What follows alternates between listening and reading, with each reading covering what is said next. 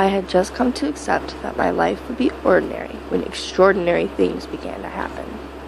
The first of these came as a terrible shock, and, like anything that changes you forever, split my life into halves, before and after.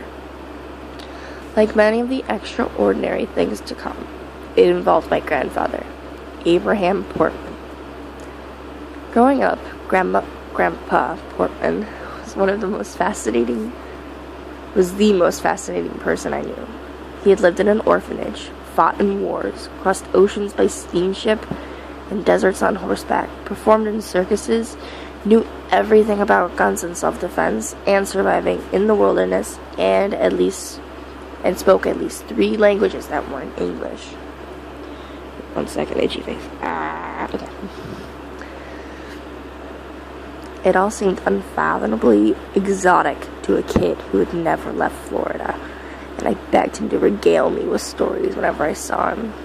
He always obliged, telling them like secrets that could be only entrusted to me. When I was 6, I decided that my only chance of having a life half as exciting as Grandpa Portman's was to become an explorer.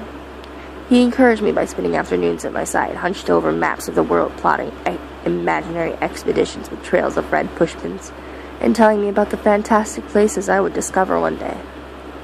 At home, I made my ambitions known by parading around with a cardboard tube held to my eye, shouting, "Land ho!" and "Prepare landing party," until my parents shooed me outside. I think they worried that my grandfather would infect me with some incurable dreaminess from which I'd never recover. That these fantasies were somehow inoculating me against more practical ambitions. So one day my mother sat down and explained that I couldn't become an explorer because everything in the world had already been discovered. I had been born in the wrong century, and I felt cheated. I felt even more cheated when I realized that most of Grandpa Portman's best stories couldn't possibly be true. The tallest tales were always about his childhood, like how he was born in Poland, but at 12 had been shipped off to a children's home in Wales. When I would ask why he had to leave his parents, his answer was always the same.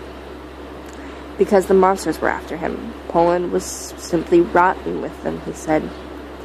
What kind of monsters? I'd ask, wide-eyed. It became sort of a routine. Awful hunched-over ones with rotting skin and black eyes, he'd say.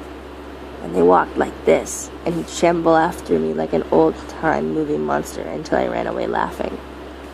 Every time he described them, he tossed in some lurid new detail. They stank like putrefying trash. They were invisible except for their shadows.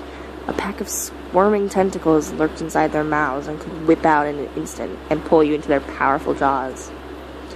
It wasn't long before I had trouble falling asleep, my hyperactive imagination transforming the hiss of tires on wet pavement into labored breathing just outside my window or shadows under the door into twisted gray-black tentacles.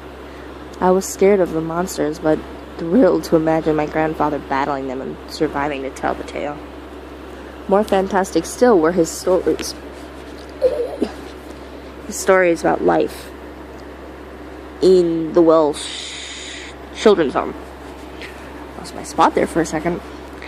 It was an enchanted place, he said, designed to keep kids safe from the monsters, on an island where the sun shined